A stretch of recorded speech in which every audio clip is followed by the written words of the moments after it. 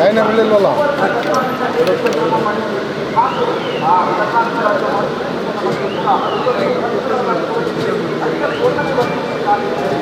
ಆಗಮಿಸಿದ್ದಾರೆ ನಮ್ಮೆಲ್ಲರ ನೆಚ್ಚಿನ ಮಾನ್ಯ ಮುಖ್ಯಮಂತ್ರಿಗಳಾದಂಥ ಸನ್ಮಾನ್ಯ ಶ್ರೀಯುತ ಸಿದ್ದರಾಮಯ್ಯನವರು ಪ್ರೀತಿಯ ಶುಭಾಶಯಗಳನ್ನ ಇಲ್ಲಿಂದ ವಿನಿಮಯ ಮಾಡ್ತಾ ಇದ್ದಾರೆ. ಕನ್ನಡ ಪ್ರೇಮಿ, ಪರಿಸರ ಪ್ರೇಮಿ, ಕರ್ನಾಟಕದ ಪ್ರತಿ ಪಥವೂ ಕೂಡ ಅದು ಅಭಿವೃದ್ಧಿಯ ಪಥವಾಗಬೇಕು, ಪರಿಸರ ಸಂರಕ್ಷಣೆಯ ಪಥವಾಗಬೇಕು ಎನ್ನುವಂಥ ನಿಟ್ಟಿನಲ್ಲಿ ಅತ್ಯಂತ ಸಮರ್ಥವಾದ ಆಡಳಿತವನ್ನು ನೀಡ್ತಾ ಇದ್ದಾರೆ ಸನ್ಮಾನ್ಯ ಮುಖ್ಯಮಂತ್ರಿಗಳಾದ ಶ್ರೀ ಸಿದ್ದರಾಮಯ್ಯ. 25 ಈ ಕಾರ್ಯಕ್ರಮದಲ್ಲಿ ನಿರೂಪಕಳಾಗಿ ನಾನು ಭಾನುಮತಿ, ನಾನು ಕಲಾದೇಗುಲ ಶ್ರೀನಿವಾಸ.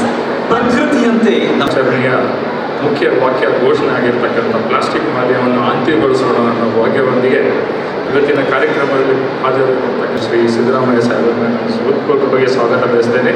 ಎಲ್ಲರೂ ಜೋರಾಗಿ ಚಪ್ಪಾಳೆ ಮುಖಾಂತರ ಸ್ವಾಗತ ಬಯಸಬೇಕಂತ.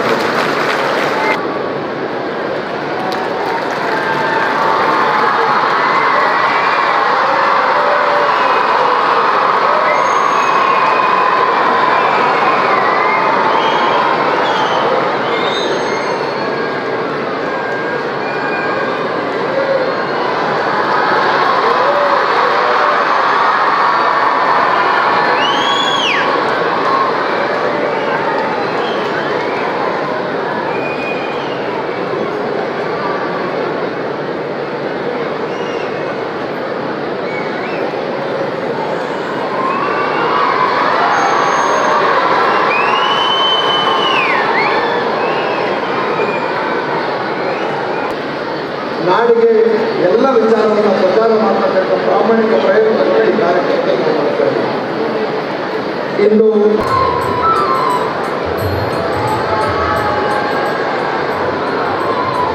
ಧನ್ಯವಾದಗಳು ಸರ್. ಅದೇ ರೀತಿ ಡಾಕ್ಟರ್ ಪ್ರದೀಪ್ ಶರಣ್ಕುಮಾರ್ ಮೋದಿ ಅವರು ಸನ್ಮಾನ ಮಾಡಬೇಕಂತ ಹೋಗ್ತೇನೆ. ಇಡೀ ಪ್ರಪಂಚದಲ್ಲಿ ಇಂದು ವಿಶ್ವ ಪರಿಸರ ದಿನಾಚರಣೆ ಆಯೋಜಿಸಲ್ಪಡ್ತಾ ಇದೆ. ಕಾರಣ ಸರ್, ಕರ್ನಾಟಕ ಸರ್ಕಾರದ ಹಲವಾರು ಹಿರಿಯ ಅಧಿಕಾರಿಗಳು ನಮ್ಮೊಂದಿಗಿದ್ದಾರೆ. ಅವರಿಗೂ ಸಹ ನಾನು ಹೃತ್ಪೂರ್ವಕವಾಗಿ ಸ್ವಾಗತ ಬಯಸ್ತೇನೆ. ಮುಖ್ಯವಾಗಿ ಇವತ್ತು ಬಂದಿರತಕ್ಕಂಥ ಜನರು ಸಾಮಾನ್ಯರ ಜೊತೆಗೆ ವಿಶೇಷವಾಗಿ ಕರ್ನಾಟಕ ಮಾಲಿನ್ಯ ನಿಯಂತ್ರಣ ಮಂಡಳಿಯ ಅಧ್ಯಕ್ಷರಾಗಿರುವಂತಹ ಮಾನ್ಯ ಶ್ರೀ PM ನರೇಂದ್ರ ಸ್ವಾಮಿ ಅವರು, ಇದು ಗಂಧದ ಗುಡಿ ಸದಾಕಾಲ ನಳನಳಿಸುವ ಹಾಗೆ ಪ್ರತಿ ಮನೆಯಲ್ಲಿಯೂ ಕೂಡ ಗಿಡವನ್ನು ನೆಟ್ಟು ಪೋಷಿಸಿ ಬೆಳೆಸಿ ಹೆಮ್ಮರವಾಗಿಸುವಂತಹ ಧ್ಯೇಯವನ್ನು ಹೊಂದಿರುವಂತಹ ಕಾರ್ಯಕ್ರಮ ಇದು. ಗಿಡ 1972 ಜೂನ್ 5ರಂದು ಈ ನಾಡು ಕಂಡಂಥ ಧೀಮಂತ ನಾಯಕಿ ತನ್ನದೇ ಆದಂಥ ದಾರಿಯನ್ನು ದಿಕ್ಕನ್ನು ತೋರಿದಂಥ ದಿವಂಗತ ಶ್ರೀಮತಿ ಇಂದಿರಾ ಗಾಂಧಿಯವರು ಸ್ಟಾಕ್ಹೋಮ್ನಲ್ಲಿ ಒಂದು ವಿಶ್ವ ಸಮ್ಮೇಳನದಲ್ಲಿ ಪರಿಸರ ಸಂರಕ್ಷಣೆಯ ಮಹತ್ವವನ್ನು ಪ್ರತಿಪಾದಿಸಿ ನಮ್ಮ ದೇಶದಲ್ಲೂ ಕೂಡ ಗೌರವವನ್ನು ನೀಡಿ ಅಭಿನಂದಿಸಿ ಸನ್ಮಾನಿಸಲಾಗ್ತಾ ಇದೆ. ಕರ್ನಾಟಕ ರಾಜ್ಯ ಪರಿಸರ ಪ್ರಶಸ್ತಿಗೆ ಭಾಜನರಾಗಿರುವಂತಹ ಮಹನೀಯರನ್ನ ಸಂಸ್ಥೆಗಳ ಮುಖ್ಯಸ್ಥರನ್ನ ವೇದಿಕೆಗೆ ರೂಪಾಯಿಗಳ ನಗದನ್ನ ನೀಡಿ ಕೂಡ ವಿಶೇಷವಾಗಿ ಅವರನ್ನ ಪ್ರೋತ್ಸಾಹಿಸಲಾಗ್ತಾ ಇದೆ. ವೇದಿಕೆಯಲ್ಲಿ ಪ್ರೊಫೆಸರ್ ಕೃಷ್ಣರಾಜ್, ಆರ್ಥಿಕ ಅಧ್ಯಯನ ಮತ್ತು ನೀತಿ ಕೇಂದ್ರ, ಸಾಮಾಜಿಕ ಮತ್ತು ಆರ್ಥಿಕ ಬದಲಾವಣೆ ಸಂಸ್ಥೆ. ಪ್ರೊಫೆಸರ್ ಕೃಷ್ಣರಾಜ್ ಅವರು ಪರಿಸರ ಆರ್ಥಿಕತೆ ವಿಷಯದಲ್ಲಿ ಡಾಕ್ಟರೇಟ್ ಪದವಿಯನ್ನು ಪಡೆದಿದ್ದಾರೆ. ಕಳೆದ 27 ವರ್ಷಗಳಿಂದ ಪರಿಸರ ವಿಷಯಗಳಲ್ಲಿ ಶೈಕ್ಷಣಿಕ ಹಾಗೂ ಸರ್ಕಾರದ ನೀತಿ ನಿಯಮಾವಳಿ ರೂಪಿಸುವಲ್ಲಿ ನಿರಂತರವಾಗಿ ತಮ್ಮ ಅಮೂಲ್ಯ ಸಲಹೆಯನ್ನು ನೀಡುತ್ತಾ ಇದ್ದಾರೆ. ಪರಿಸರ ಆರ್ಥಿಕತೆ, ನೈಸರ್ಗಿಕ ಸಂಪನ್ಮೂಲಗಳ ನಿರ್ವಹಣೆ, ನೀರಿನ ಭದ್ರತೆ, ಸುಸ್ಥಿರ ಅಭಿವೃದ್ಧಿ, ಜೀವ ವೈವಿಧ್ಯತೆ, ವಾಯು ಮಾಲಿನ್ಯದ ಆರ್ಥಿಕ ಪರಿಣಾಮಗಳು, ಹವಾಮಾನ ಬದಲಾವಣೆ, ಹೀಗೆ ಅವರ ಕಾರ್ಯವೈಖರಿ ಸಾಗಿದೆ. ಅವರ ಮಾರ್ಗದರ್ಶನದ ರೀತಿ ಇದಾಗಿದೆ. ಇವರ ಶ್ಲಾಘನೀಯ ಪರಿಸರ ಸೇವೆಯನ್ನು ಗುರುತಿಸಿ ಈ ವರ್ಷ ರಾಜ್ಯ ಸರ್ಕಾರದಿಂದ ಪರಿಸರ ಪ್ರಶಸ್ತಿಯನ್ನು ನೀಡಿ ಗೌರವಿಸಲಾಗುತ್ತಿದೆ. ಮುಂದೆ ದಕ್ಷಿಣ ವಲಯದ ಸಂಸ್ಥೆ ವಿಭಾಗ electronic city industries township authority electronic city Bengaluru ವಿಶೇಷವಾಗಿ ಎಲೆಕ್ಟ್ರಾನಿಕ್ ಸಿಟಿ ಕೈಗಾರಿಕಾ ಪ್ರದೇಶದ ನಿರ್ವಹಣೆಯ ಜವಾಬ್ದಾರಿಯೊಂದಿಗೆ 2013ನೇ ಇಸ್ವಿಯಲ್ಲಿ ಸ್ಥಾಪಿತಗೊಂಡಂತಹ ಸಂಸ್ಥೆ ಪ್ರತಿಷ್ಠಿತ ಎಲೆಕ್ಟ್ರಾನಿಕ್ ಸಿಟಿ ಪ್ರದೇಶದ ಮೂಲಭೂತ ಸೌಕರ್ಯ ಮತ್ತು ನಿರ್ವಹಣೆಯ ಹೊಣೆ ಹೊತ್ತಿದೆ. ತನ್ನ ಆಡಳಿತದ ಪರಿಸರ ಸುಸ್ಥಿತಿಯನ್ನ ಅಳವಡಿಸಿಕೊಂಡು ಜಲ ಸಂರಕ್ಷಣೆ, ನೀರಿನ ಮಿತ ಬಳಕೆ, ತ್ಯಾಜ್ಯ ನಿರ್ವಹಣೆ, ವಿದ್ಯುತ್ ಮಿತ ಬಳಕೆ, ವಾಯು ಗುಣಮಟ್ಟ ನಿರ್ವಹಣೆಯಲ್ಲಿ ಗಣನೀಯ ಪ್ರಗತಿ ಸಾಧಿಸಿದೆ. ಕಳೆದ ವರ್ಷ zero waste to landfill ಅಭಿಯಾನದ ಅಡಿಯಲ್ಲಿ 99.8% ಕೈಗಾರಿಕಾ ತ್ಯಾಜ್ಯವನ್ನು ಮರುಬಳಕೆಯಾಗುವಂತೆ ತ್ಯಾಜ್ಯ ವಿಲೇವಾರಿ ಮಾಡಿ ಇತರರಿಗೆ ಮಾದರಿಯಾಗಿದೆ. ಕೈಗಾರಿಕಾ ಪ್ರದೇಶ ತಾಲೂಕು ರಾಮದೇವಪುರ ಗ್ರಾಮದ ಶ್ರೀ ಆರ್.ಜಿ. ಗಿರೀಶ್ ಅವರು ಏಕಲವ್ಯ ಜೀವಜಲ ಫೌಂಡೇಶನ್ ಸಂಸ್ಥಾಪಕರಾಗಿದ್ದಾರೆ. ಸಂಸ್ಥೆಯು ಕಳೆದ 30 ವರ್ಷಗಳಿಂದ ನಿರಂತರವಾಗಿ ಹಾಸನ ಹಾಗೂ ಸುತ್ತಮುತ್ತ ಜಿಲ್ಲೆಗಳಲ್ಲಿ ಸುಮಾರು 1.5 ಲಕ್ಷಕ್ಕೂ ಹೆಚ್ಚು ಹೊಂಗೆ, ಬೇವು, ಹಿಪ್ಪೆ, ಹಲಸು, ಮಾವು ಹೀಗೆ ಹಲವಾರು ರೀತಿಯ ಗಿಡಗಳನ್ನು ನೆಟ್ಟು ಪೋಷಿಸಿದ್ದಾರೆ. ಅವರ ಕಾರ್ಯವೈಖರಿಯನ್ನ, ಪರಿಸರ ಪ್ರೇಮವನ್ನ, ಅದರ ಬದ್ಧತೆಯನ್ನು ಗುರುತಿಸಿ ಪರಿಸರ ಸೇವೆಯನ್ನು ಗುರುತಿಸಿ ಈ ವರ್ಷ ರಾಜ್ಯ ಸರ್ಕಾರದಿಂದ ಪರಿಸರ ಪ್ರಶಸ್ತಿಯನ್ನು ನೀಡಿ ಗೌರವಿಸಲಾಗುತ್ತಿದೆ. ವಿಶೇಷ ಮಲೆನಾಡು ಮತ್ತು ಕರಾವಳಿ ವಲಯ ವೈಯಕ್ತಿಕ ವಿಭಾಗ ಶ್ರೀ ಸಿ.ಎಂ. ವೆಂಕಟೇಶ್ ಚಾಮರಾಜನಗರ. ಇದಕ್ಕಾಗಿ ಇವರು ತಮ್ಮ ಸ್ವಂತ ಮನೆಯನ್ನು ಮಾರಾಟ ಮಾಡಿ 50 ಲಕ್ಷಕ್ಕೂ ಹೆಚ್ಚು ಹಣ ಇದುವರೆಗೆ ಖರ್ಚು ಮಾಡಿದ್ದಾರೆ. ಸುತ್ತಮುತ್ತಲಿನ ಜನರಿಂದ ಸಾಲುಮರದ ವೆಂಕಟೇಶ್ ಎಂದು ಪ್ರೀತಿಯಿಂದ ಕರೆಯಲ್ಪಡುವ ಶ್ರೀಯುತರು ನಿಸ್ವಾರ್ಥ ಸೇವೆಯನ್ನು ಸಲ್ಲಿಸಿ ರಾಜ್ಯೋತ್ಸವ ಪ್ರಶಸ್ತಿ ಹಾಗೂ ಹಲವಾರು ಪ್ರಶಸ್ತಿಗಳಿಗೆ ಭಾಜನರಾಗಿದ್ದಾರೆ. ಇವರ ಶ್ಲಾಘನೀಯ ಪರಿಸರ ಸೇವೆಯನ್ನು ಗುರುತಿಸಿ ಈ ವರ್ಷ ರಾಜ್ಯ ಸರ್ಕಾರದಿಂದ ಪರಿಸರ ಪ್ರಶಸ್ತಿ ನೀಡಿ ಗೌರವಿಸಲಾಗ್ತಾ ಇದೆ. ಉತ್ತರ ವಲಯದ ಸಂಸ್ಥೆ ವಿಭಾಗ ಮಾತಾಜಿ ಸೇವಾ ಸಂಸ್ಥೆ ಬಸವ ಕಲ್ಯಾಣ ಬೀದರ್. ಪರಿಸರ ಸಂರಕ್ಷಣೆಯ ಉದ್ದೇಶದೊಂದಿಗೆ ಸ್ಥಾಪನೆಗೊಂಡಂತಹ ಮಾತಾಜಿ ಸೇವಾ ಸಂಸ್ಥೆ ಅದರ ಅಧ್ಯಕ್ಷರಾದ ಎಸ್.ಡಿ. ಚಾಕುರಿ ಅವರ ನೇತೃತ್ವದಲ್ಲಿ ಅನೇಕ ವರ್ಷಗಳಿಂದ ನೀರಿನ ಸಂರಕ್ಷಣೆ, ಅರಣ್ಯ ಮತ್ತು ಜೀವ ವೈವಿಧ್ಯತೆ ಸಂರಕ್ಷಣೆಯ ಜೊತೆಗೆ ಮಳೆ ನೀರು ಕೊಯ್ಲು ಯೋಜನೆ, ಸರ್ಕಾರಿ ಕೆರೆ ಬಾವಿಗಳ ಸ್ವಚ್ಛತಾ ಕಾರ್ಯಕ್ರಮ, ರಸ್ತೆ ಬದಿಗಳಲ್ಲಿ ಗಿಡಗಳನ್ನು ನೆಟ್ಟು ಪೋಷಿಸುವುದು ಹೀಗೆ ಪರಿಸರ ಪ್ರೇಮವನ್ನ ಸ್ಥಾಪಿಸಿ ಸಾವಿರಾರು ವಿದ್ಯಾರ್ಥಿಗಳು ಮತ್ತು ಯುವಕರಲ್ಲಿ ಪರಿಸರ ಕಾಳಜಿ ಮೂಡಿಸುವಲ್ಲಿ ಯಶಸ್ವಿಯಾಗಿದ್ದಾರೆ. ಶಾಲಾ ಕಾಲೇಜುಗಳಲ್ಲಿ ನಿರಂತರವಾಗಿ ಪರಿಸರ ಸಂರಕ್ಷಣೆ ಕುರಿತು ಉಪನ್ಯಾಸ ನೀಡಿದ್ದಾರೆ. ಶ್ರೀಯುತರು ಪರಿಸರ ಕಾಳಜಿಯನ್ನು ಗುರುತಿಸಿ ಹಲವಾರು ಪ್ರಶಸ್ತಿ ಬಂದಿದೆ. ಶ್ಲಾಘನೀಯ ರಾಜ್ಯ ಸರ್ಕಾರದಿಂದ ಪರಿಸರ ಪ್ರಶಸ್ತಿ ನೀಡಿ ಗೌರವಿಸಲಾಗ್ತಾ ಇದೆ.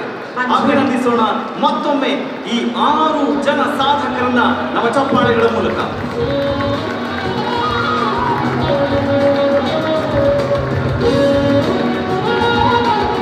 ಲಾಸ್ಯ ವೇದಿಕೆಗೆ ಬರಬೇಕು. ಇಂಗ್ಲಿಷ್ ಪ್ರಬಂಧ ಸ್ಪರ್ಧೆ ಪ್ರೌಢಶಾಲಾ ವಿಭಾಗದಲ್ಲಿ ಇದೀಗ ಎಸ್ಎ 10ನೇ ತರಗತಿ BM ಇಂಗ್ಲಿಷ್ ಸ್ಕೂಲ್. ತೃತೀಯ ಬಹುಮಾನ ಕಾಫಿ ಶ್ರೀ ಪಿ ಶ್ರೀ ಚೈತನ್ಯ ಟೆಕ್ನೋ ಸ್ಕೂಲ್. ಕಾನ್ಸಲೇಷನ್ ಅಂದ್ರೆ ಸಮಾಧಾನಕರ ಬಹುಮಾನ ಹಲಿಮಾ ಸೈದ 10ನೇ ತರಗತಿ BM ಇಂಗ್ಲಿಷ್ ಸ್ಕೂಲ್. ಇದು ಇಂಗ್ಲಿಷ್ ಪ್ರಬಂಧ ಸ್ಪರ್ಧೆಯಲ್ಲಿ ಬಹುಮಾನ ಪಡೆದಿರುವಂತಹ ವಿಜೇತರ ತಂಡ. ಮೊದಲಿಗೆ ಪ್ರಥಮ ಬಹುಮಾನವನ್ನು ಸ್ವೀಕಾರ ಮಾಡಿದ್ದಾಳೆ ಲಾಸ್ಯ 10. ವಿಚಾರಗಳು ಬೇಕು ಅಂತ ಹೇಳಿದಾಗ ಆ ವಿಚಾರಗಳು ಅವರಿಗೆ ಗ್ರಹಿಕೆ ಆಗಬೇಕು ಅಂದ್ರೆ ಅದಕ್ಕೆ ಪೂರಕ ಎಸ್ಎ ರೈಟಿಂಗ್. ಶಾಲಿನಿ ಎಂ. ದ್ವಿತೀಯ ಬಹುಮಾನ BM ಇಂಗ್ಲಿಷ್ ಸ್ಕೂಲ್ 10ನೇ ತರಗತಿ. ಬರಲಿ ಚಪ್ಪಾಳೆಯ ಪ್ರೋತ್ಸಾಹ. ನಾವೆಲ್ಲರೂ ಕೂಡ ನಿರಂತರವಾಗಿ ಚಪ್ಪಾಳೆಗಳನ್ನು ನೀಡೋಣ, ಈ ಮಕ್ಕಳಿಗೆ ಪ್ರೋತ್ಸಾಹವನ್ನು ನೀಡೋಣ, ಅಭಿನಂದನೆ ಸಲ್ಲಿಸೋಣ.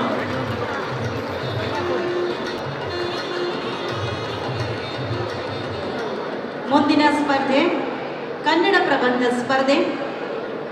ಮೊದಲ ಬಹುಮಾನಕ್ಕೆ ಪಾತ್ರರಾಗಿದ್ದಾಳೆ. ಅಲ್ಲಿ ಬರೆಯುವಂತ ಅಚಾಕಚಕ್ಯತೆ, ಸೂಕ್ಷ್ಮತೆಯನ್ನ ಗ್ರಹಿಸಿ ಬಹುಮಾನ ಪಡೆದುಕೊಂಡಿದ್ದಾರೆ. ಮೊದಲ ಬಹುಮಾನ ಯಾಶಿಕಾ ವೈ. ಬರಲಿ ಬಹುಮಾನ ಎಂ. ಲಕ್ಷ್ಮೀ ರಂಗನಾಥ್ 10ನೇ ತರಗತಿ RV ಇಂಗ್ಲಿಷ್ ಹೈಸ್ಕೂಲ್. ದಯಮಾಡಿ ಚಿತ್ರಕಲಾ ಸ್ಪರ್ಧೆಯ ಬಹುಮಾನ ವಿಜೇತರು ಚಿತ್ರಕಲಾ ಸ್ಪರ್ಧೆ ಪ್ರೈಮರಿ ಸ್ಕೂಲ್.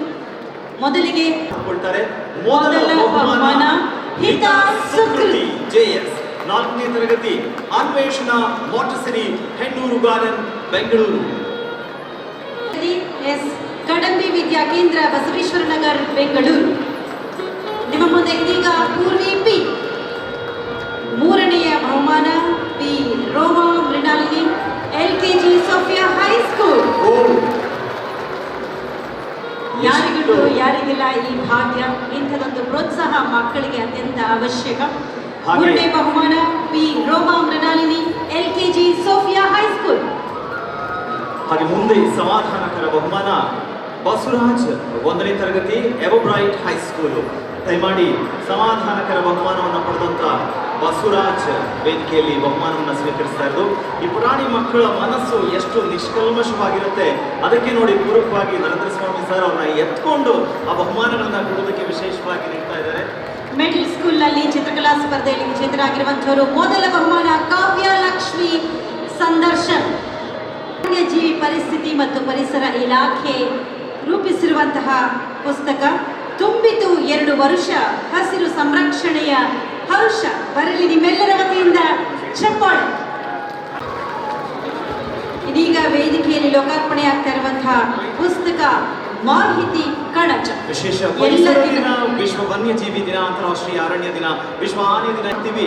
ಇಂತಹ 40 ದಿನಗಳ ಆಚರಣೆ ಹಿನ್ನೆಲೆ ಮತ್ತು ಹೆಚ್ಚಿನ ಮಾಹಿತಿ ಒಳಗೊಂಡಂತ ಮಾಹಿತಿ ಕಣಜ 40 ಮಾಹಿತಿ ಪತ್ರಿಕೆಗಳ ಸಂಕಲನವನ್ನ ಕರ್ನಾಟಕ ಅರಣ್ಯ ಇಲಾಖೆ ಸಿದ್ಧಪಡಿಸಿದೆ.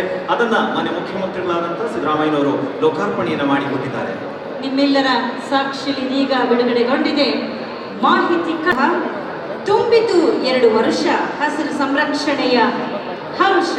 ಈ ಹೊತ್ತಿಗೆಯನ್ನ ಇನ್ನೀಗ ತಮ್ಮೆಲ್ಲರಿಗಾಗಿ ಜನಾರ್ಪಣೆಗೊಳಿಸ್ತಾ ಇದ್ದಾರೆ ಸನ್ಮಾನ್ಯ ಮುಖ್ಯಮಂತ್ರಿಗಳಾದ ಶ್ರೀ ಸಿದ್ದರಾಮಯ್ಯನವರು. ಇದು ಅರಣ್ಯ ಜೀವಿ ಪರಿಸ್ಥಿತಿ ಮತ್ತು ಪರಿಸರ ಇಲಾಖೆ ರೂಪಿಸಿರುವಂತಹ ಪುಸ್ತಕ ಲೋಕಾರ್ಪಣೆ ಮಾಡಲಾಗ್ತಾ ಇದೆ. ವಿಶೇಷ ಅದಕ್ಕೆ ಪ್ರತಿವಂದನೆಗಳನ್ನ ತಿಳಿಸ್ತಾ ಇದ್ದೇವೆ. ಹಾಗೆ ವೇದಿಕೆಯಲ್ಲಿ ಮತ್ತೆರಡು ಪುಸ್ತಕಗಳ ಲೋಕಾರ್ಪಣೆಗೂ ಕೂಡ ಮುಂದಾಗಿದ್ದಾರೆ. ಪರಿಸರ ವಂದನೆಗಳನ್ನು ತಿಳಿಸ್ತಾ ಇದ್ದೀವಿ ವೇದಿಕೆಯಲ್ಲಿ. ಅದೊಂದು ವಿಶೇಷ ಅನ್ನೋದಾದ್ರೆ ಇನ್ನೀಗ ಮುಂದುವರಿಸೋಣ. ಪರಿಸರ ಸಂರಕ್ಷಣೆಗೆ ಸಂಬಂಧಪಟ್ಟಂತ 2 ಸರ್ಕಾರಿ ಆದೇಶವನ್ನ ಕೂಡ ಮಾನ್ಯ ಮುಖ್ಯಮಂತ್ರಿಗಳಿಗೆ ನೀಡಲಾಗ್ತಾ ಇದೆ. ಸಮಿತಿಯನ್ನ ರಚನೆ ಮಾಡುವ ವಿಚಾರ ಒಂದು. ಮತ್ತೊಂದು, ಮರಗಳ ಸುತ್ತ 1 ಮೀಟರ್ ಅಳತೆಯಲ್ಲಿ ಯಾವುದೇ ರೀತಿಯಾದಂಥ ಕಾಂಕ್ರೀಟ್ ಇರ್ಬೋದು, ಕಲ್ಲಿರ್ಬೋದು, ಸಿಮೆಂಟ್ ಬ್ಲಾಕ್ಗಳನ್ನು ಇಡುವುದನ್ನ ತೆರವುಗೊಳಿಸಿ ಅಲ್ಲಿ ಮರ ಸುರಕ್ಷತೆಯಿಂದ ಬೆಳೆಯೋದಕ್ಕೆ ಅವಕಾಶವನ್ನ ಮಾಡಿಕೊಡುವಂತಹ ಆದೇಶ ಕೂಡ ಇಲ್ಲಿ ಅಡಗಿದೆ. ಸರ್ಕಾರದ 2 ಆದೇಶಗಳು ಹಿಂದಿವೆ. ಪ್ಲಾಸ್ಟಿಕ್ ಬಾಟಲ್ಗಳ ವೈಜ್ಞಾನಿಕ ನಿರ್ವಹಣೆ ಕುರಿತು ಎಲ್ಲ ಜಿಲ್ಲೆಗಳ ಜಿಲ್ಲಾಧಿಕಾರಿಗಳಿಗೆ ಮುಂದುವರೆದ ಭಾಗವಾಗಿ ವೇದಿಕೆಯಲ್ಲಿ ನಮ್ಮೊಟ್ಟಿಗೆ ಜೊತೆಯಲ್ಲಿರುವಂತಹ ಸನ್ಮಾನ್ಯ ಉಪಮುಖ್ಯಮಂತ್ರಿಗಳು ಕರ್ನಾಟಕ ಸರ್ಕಾರ ಶ್ರೀ DK ಶಿವಕುಮಾರ್ ಅವರ